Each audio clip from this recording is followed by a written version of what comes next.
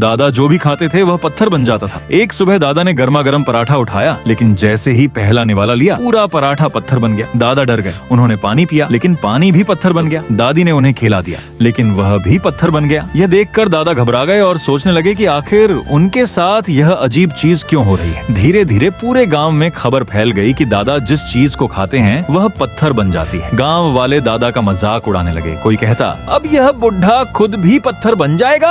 लोग डर कर दादा से दूर भागने लगे। दादा भूखे प्यासे गांव में घूमते रहे। जब वह सेठ की दुकान पर खाना मांगने गए तो सेठ ने गुस्से में उन्हें भगा दिया और कहा कि कहीं उनकी दुकान का सामान भी पत्थर ना बन जाए। दुखी होकर दादा अपने घर पहुंचे, लेकिन वहां भी उन्हें अपनापन नहीं मिला। बेटे ने दरवाजा बंद करते हुए कहा, पापा अब आप हमारे किसी काम के नहीं। पोते डरकर छत पर छिप गए और दादी रोती रह गई। गांव के मुखिया ने ऐलान कर दिया कि दादा को गांव से बाहर निकाल दिया। कुछ लोग दादा को बैलगाड़ी में बैठाकर जंगल के किनारे छोड़ा। अकेले और टूटे हुए दादा जंगल में एक सूखे पेड़ के नीचे बैठकर रोने लगे। तभी अचानक तेज हवा चली और सामने एक रहस्यमयी साधु प्रकट हुआ। साधु ने कहा, तू चीजों को पत्थर नहीं बनाता, लोगों के दिल पहले से पत्थर हैं। दादा ने साधु से इस श्राप से मुक्ति मांगी। तब साधु ने अपनी जादुई माला दादा के सिर पर रखी और उन्हें नई शक्ति का आशीर्वाद दिया। दादा ने डरते डरते पास पड़े एक पत्थर को छुआ और वह चमचमाता हीरा बन गया। दादा हैरान रह गए। फिर उन्होंने सूखी रोटी को छुआ तो वह सोने की रोटी बन गई। जब उन्होंने सूखे कुएं को हाथ लगाया तो उसमें दूध भर गया। अब दादा समझ चुके थे कि उनकी शक्ति बदल चुकी है। दादा गांव लौटे और सबसे पहले एक गरीब बच्चे की टूटी साइकिल को छुआ। देखते ही देखते वह नई चमचमाती बाइक बन गई। फिर उन्होंने एक गरीब किसान के टूटे घर को छुआ और वह शानदार महल में बदल गया। जिन गांव वालों ने दादा को अपमानित करके गांव से निकाला था,